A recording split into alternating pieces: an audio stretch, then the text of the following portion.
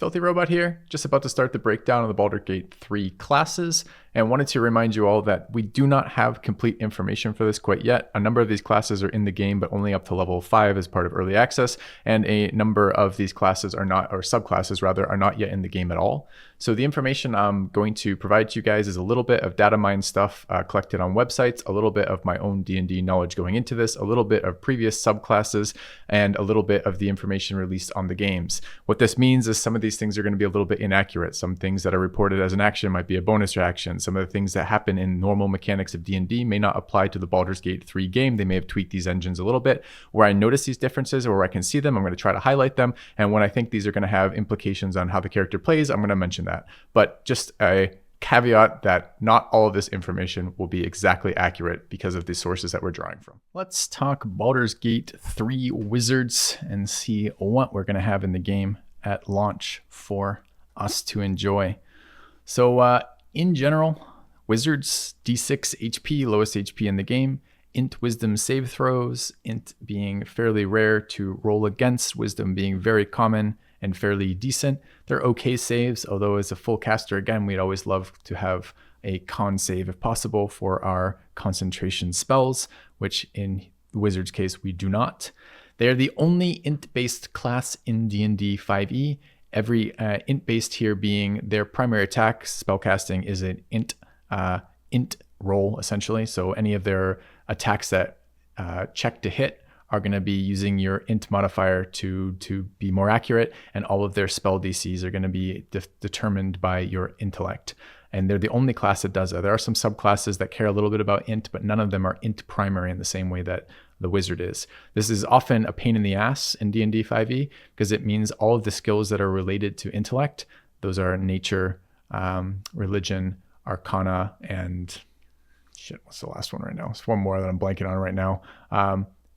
That also are related to. These are skill checks that you're often not going to be able to have anyone particularly good at in the party because no one else is int based, and the wizard doesn't really have enough skills to take all of those kind of deal. So you're often left with this awkward scenario where, investigation, that's the other big one for that, where you want to have a lot of ability in your party to advance these skills because these skill checks are often storyline advancing in ways that the other ones aren't. They're often out of combat checks that are good for all sorts of things. So it can both be annoying to have to include a wizard because of int, or annoying to have to deal with the fact that no one wants to play a wizard right now. So you've got to figure out some way to have these other skills covered. They don't have access to any armors to begin with, stuck with mage armor. And they don't have access to much in the way of weapons. Looks like daggers, darts, slings, quarterstaffs, and light crossbows, all pretty weak there. They are, however, a full caster with full caster progression, and wizards get some fairly interesting characteristics that some of the other spellcasters don't. They do get ritual casting, and other classes get ritual casting. This allows you to not have some, if you know some spells but don't have them prepared, you can still cast them as a 10-minute action as opposed to a 1-minute action, which is fine for things like identify object or detect magic or other out of combat effects that you don't need to apply instantly, but basically allows the wizard to be more versatile with their spell casting by having some unequipped spells still play a part. So that one's pretty decent. A lot of classes get this, the wizard's just one of them. But the thing the wizard gets that nobody else gets is they can learn spells through scrolls. So wizards cannot have all the spells they know available to be cast, but they can change which spells they have available to be cast on long rests.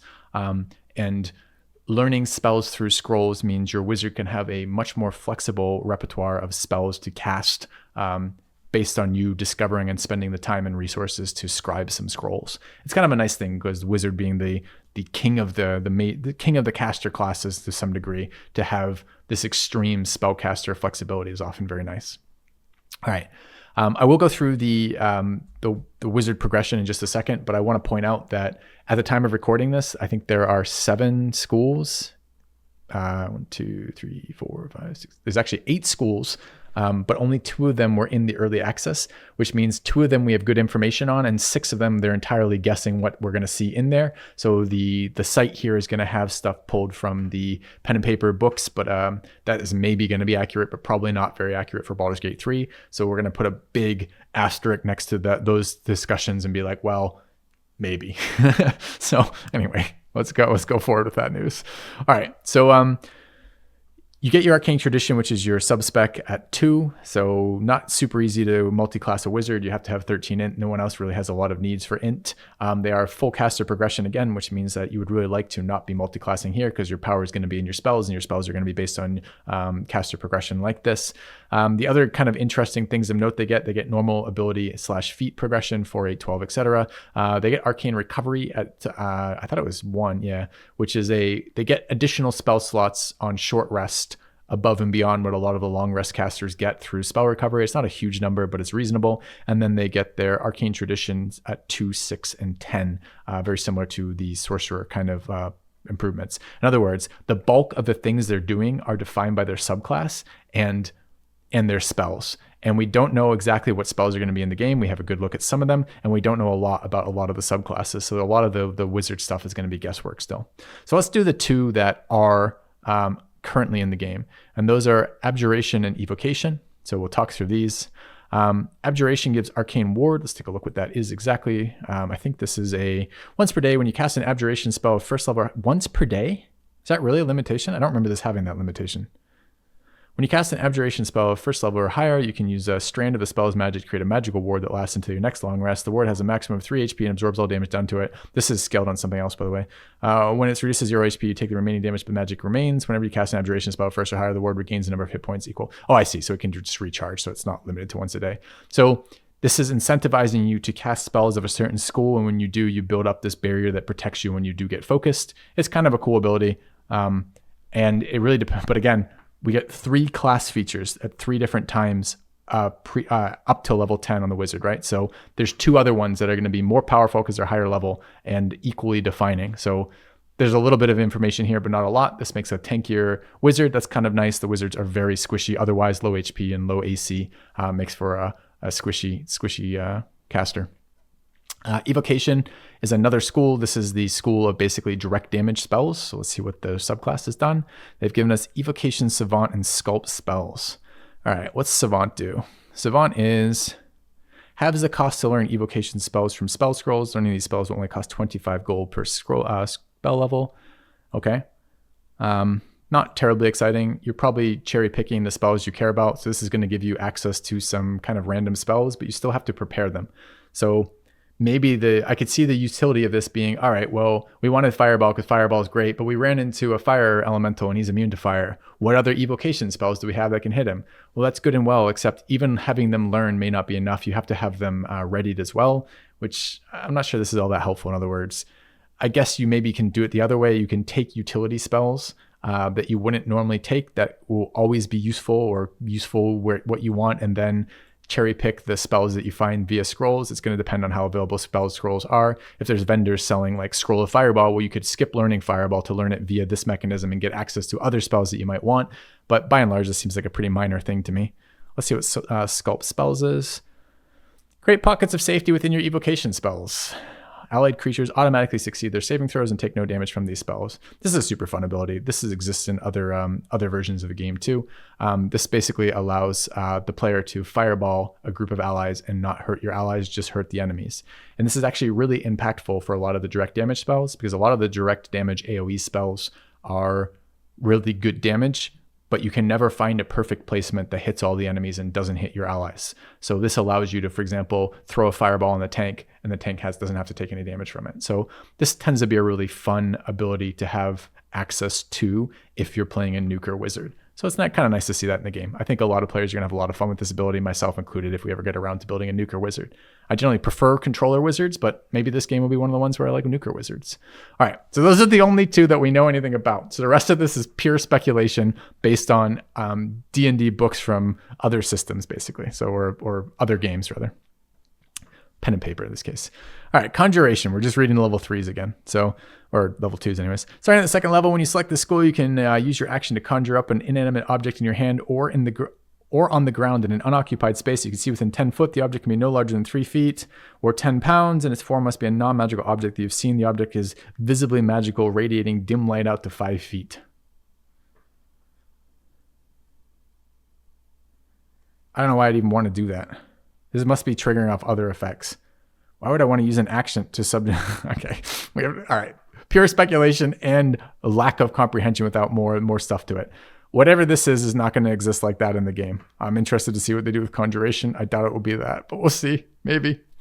All right, Divination. Starting at the second level, when you choose this school, glimpses of the future begin to press in on your awareness. When you finish a long rest, roll 2 d20s and record the numbers rolls. You can replace any attack roll, saving throw, or ability check made by you or a creature that you can see with one of these foretelling rolls. You must choose to just do so before the roll, and you can replace the roll in this way only once per turn. This ability has historically been pretty strong. If you want to land a crowd control effect on a very important monster, well, you have to beat his spell save. And if he's got good spell saves, this is really hard. However, if at the beginning of, or rather the end of a long rest, you roll 2 d20s and you get one of them as a 1, well, next time you just force that opponent to roll a 1 versus your spell save. Super powerful and fun ability to play. If it enters the game like this. Does it enter the game like this? We'll find out when game releases, I guess, but it's a pretty cool school of wizardry. It's a neat one. All right, let's take a look at the level 3 for enchantment school, or level 2 anyways. Hypnotic Gaze. Starting at the second level, when you choose this school, your soft words and enchanting gaze can magically enthrall another creature. As an action, choose one creature that you can see within 5 feet of the target and see or hear you. Must succeed a wisdom saving throw against your wizard spell DC or be charmed until the end of your next turn. The charmed creature's speed drops to 0. The creature is incapacitated and visibly dazed. On subsequent turns, you can use your action to maintain this effect, extending its duration to the end of your next turn. However, this effect ends if you move more than 5 feet away from it. The creature can neither see or hear you, or the creature takes damage. It's a pretty weak starting effect. Maybe scaling up later. I don't think we'll see that implemented directly as is either. It's an all right CC, I guess, but it's kind of spending your action to do this is very expensive for your wizard. Probably there's better things to be doing a lot of the time. Maybe it's a low resource kind of thing when you're running low on spell slots and there's some thing that needs to stop hitting you for a little bit as you catch up on the team. Well, maybe this is a way to do it. I don't think we'll see that in the game as is. All right, Necromancy. Grim Harvest. At the second level, you gain the ability to reap life energy from enemies you kill with your spells. Once per turn, when you kill one or more enemies' first spell or higher, you gain hit points equal to twice the spell's level and 3 times the level belongs to School of Necromancy. I don't think wizards gaining healing from spell effects is very useful most of the time. Sometimes it is when you take some random damage on your wizard and you like to not go down, but it's tough to guarantee a kill with a spell. It just is. A lot of the times the turn order is going to push you out of getting the killing blow. A random hit roll is going to get you off the killing blow. A random save is going to get you off the killing blow. It just doesn't seem that useful to me by and large. I hope it doesn't go in as is. The rest of the stuff can be a lot of fun on the Necromancy Wizard School, like doing the summoning stuff that the later ones do. But I don't even want to speculate on that. Who knows how summoning is going to be done in Baldur's Gate? Who knows what that's going to be like? But we're going to get to see. And we're going to do some more of that. I tend to like the Illusion School. Let's see what they've done here for this. Illusion School initial features. Improved Minor Illusion. When you choose this school at second level, you learn the Minor Illusion cantrip. You already know this cantrip. You learn a different wizard cantrip of your choice. The cantrip doesn't count against your number of cantrips. When you cast Minor Illusion, you create a sound and an image with a single casting of the spell. This makes for more reliable illusions. Minor Illusion is such a fun spell in pen and paper, but it has been not very good in any of the PC ports up until now because there's just not a lot of ways to be creative with it. On pen and paper, you can do anything with this spell. If you convince the DM and then pass the checks that you need to do this, Minor Illusion can be one of the most powerful spells in the game, and it's a cantrip, so you get to use it as much as you want, as creatively as you can think about. It's super, super fun. Whether or not that works in Baldur's Gate 3 really depends on how they built the game, and I don't know enough yet to know what you're going to be doing. But again, I'm expecting the flexibility of this game to be quite a bit more flexible than most of the D&D style games that we've played in the past, because it is the biggest AAA, most engaged with the storytelling element of this kind of version of these that we've seen in a long time. So fingers crossed. I hope Illusion School makes it in, and I hope improved Minor Illusion is actually something we want to be doing. Sounds awesome. All right, final one, Transmutation. Starting at second level, you can temporarily alter the physical properties of one non-magical object. 10 minutes you spend performing the procedure, you could transform 1 cubic foot of material. After an hour, you lose your concentration. The material reverts to its original substance. Again, this is one of the ones that I remember the future. Yeah, the level 6 being interesting. So the level 2 doesn't actually seem very impactful at all. And I doubt you're going to be able to eat through the world in the same way in a game. Like, I doubt I'm going to be able to remove like landscape and burrow through with this. I just don't think it's going to be coded that way. So I'm expecting an entirely different implementation of Transmutation School in the game. Yeah, so really not a lot of wizard information. Only 2 in the game, and the other ones have a bunch of effects that I don't think will translate cleanly to PC. So I don't think they will be translated to PC like that. I think they'll be changed. It's okay. Wizards are a lot of fun. Another one that's not super great to multi-spec with. They're okay. Oftentimes you'll take 1 point in fighter to make a wizard who's better at concentrating and can wear some more armors.